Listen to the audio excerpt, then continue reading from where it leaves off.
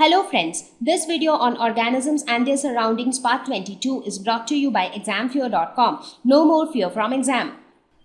So we saw that all living organisms also respond to stimulus. Now the next feature that we are going to talk about is living organisms excrete. So excretion is the process wherein the unwanted or the waste materials are thrown out of the body.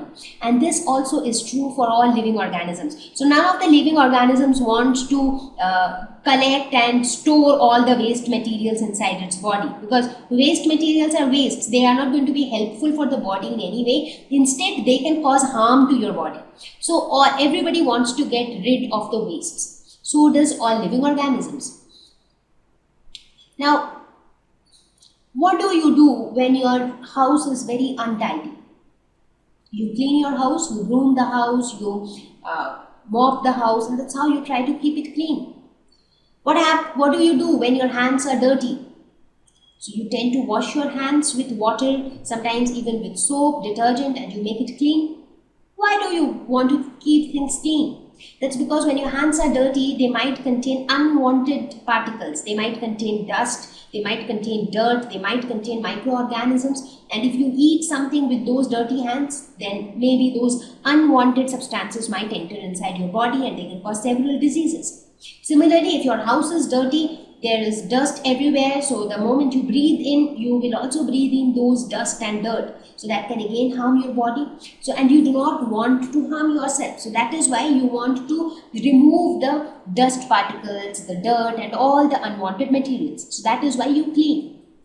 Similarly, why do you clean your clothes? Because your clothes might contain dirt and dust and you do not want to store them on your clothes. So you put it in the washing machine and clean it. So you see, in all these processes, one thing is common, that we do not want to store things which are unwanted, which can harm us. So in a very similar way, we do not want to store harmful substances inside our body. So the process of removal of harmful metabolic wastes from an organism's body is what is called excretions. That is called the process of excretion. Now you might ask how these waste materials are produced inside the body. Now, as we see that there are a lot of processes taking place inside our body. Respiration is happening, digestion is happening, circulation is happening. A lot of processes are taking place inside our body.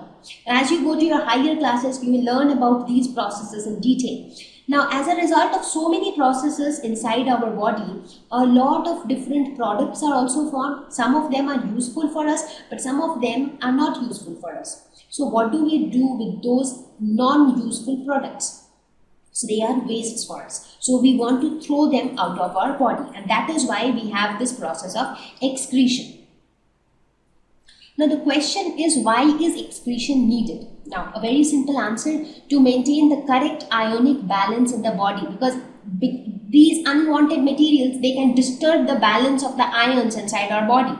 Because inside our body, the balance need to be correct. The right amount of water should be present. The right amount of required ions should be present. So to maintain everything in the right amount, whether it is water or it is ionic balance, so to maintain that right balance, we need to throw away the unwanted materials. And that is why excretion is needed. Now, if we keep accumulating the unwanted and harmful substances, what will happen? The toxic level inside the body will rise.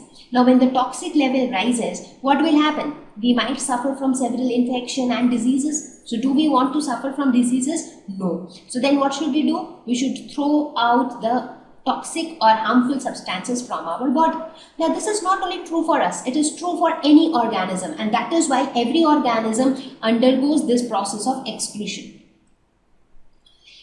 Due to the presence of unwanted substances, the immunity of the body is also adversely affected. Now what is immunity? Immunity is nothing but the strength of the body to protect against any kind of diseases or any kind of infection. Now, if the immunity of your body is very strong, in that case, the chances that a bacteria or a virus can attack you is less. because your body is very strong. But if the immunity of your body is very less, the chances of you being attacked by any harmful substances is more. Now, when you have a lot of harmful substances inside your body's immunity automatically decreases. Now, when your body's immunity decreases, you are more prone to fall ill, you are more prone to infection. So that is why, because of all these major reasons, we do not want to store the harmful substances inside our body, and that is why it becomes important to throw them out, and that is why we have excretion. Now let us see how excretion happens in different animals. So let us see how excretion happens in different animals. So let's start with fishes, the aquatic animals. Now in fishes, excretion happens through their body surface or through the surface of their gills. Now most of the aquatic animals, they excrete the major wastes that come out of the body of aquatic animals. They are nothing but ammonia, and that is why the aquatic animals are also known as ammonotelic animals, because they excrete out ammonia. In fact, ammonia is the most toxic form of wastes. Now when you will see that there are 3 different types of wastes that can be produced by any living organism, and all of these waste materials, they contain nitrogen, so they are all nitrogenous wastes, and ammonia is the most toxic form of the 3 types of wastes. And the aquatic animals, they are ammonotelic animals. Again, when you look at the terrestrial animals like elephant, lion, human beings, dogs, here excretion happens through specialized organs like kidneys, and these are called ureotelic animals, because the waste product that comes out of the body of these animals is urea, and urea is less toxic than ammonia. Similarly, when you look at insects, birds or reptiles, these are all uricotelic, because they excrete what we know as uric acid, and uric acid is the least toxic form of nitrogenous wastes. So that's how we see that animals either excrete out an ammonia or urea or uric acid. Now how are these nitrogenous products formed inside the body? As I said, as a result of the various metabolic processes that take place inside our body.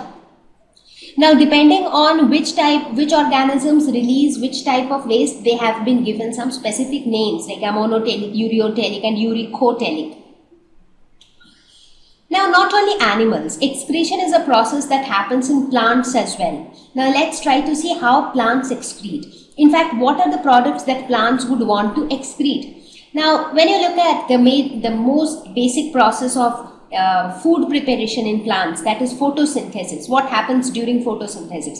Oxygen is produced. What are the products of photosynthesis? Oxygen is produced as a result of photosynthesis. So what do they do with the oxygen? They utilize the same oxygen during respiration, because we saw that oxygen is needed for respiration. So that's how they utilize oxygen. What do they do with the water? Because there is a lot of water in the plant body, which some of which get utilized for photosynthesis. The rest of the water is excreted through transpiration. That is, the water is lost through the pores on the leaves of the plant. The water gets converted into water vapor, and this process is called transpiration. So these are some of the ways by which plants utilize the extra things that they have inside. Plants also excrete in the form of resins or gums or alkaloids like quinine. Now depending on which type of plants, their excretion will also depend. What is the waste material? That also varies from plants to plants. But these all can be possible forms of excretion.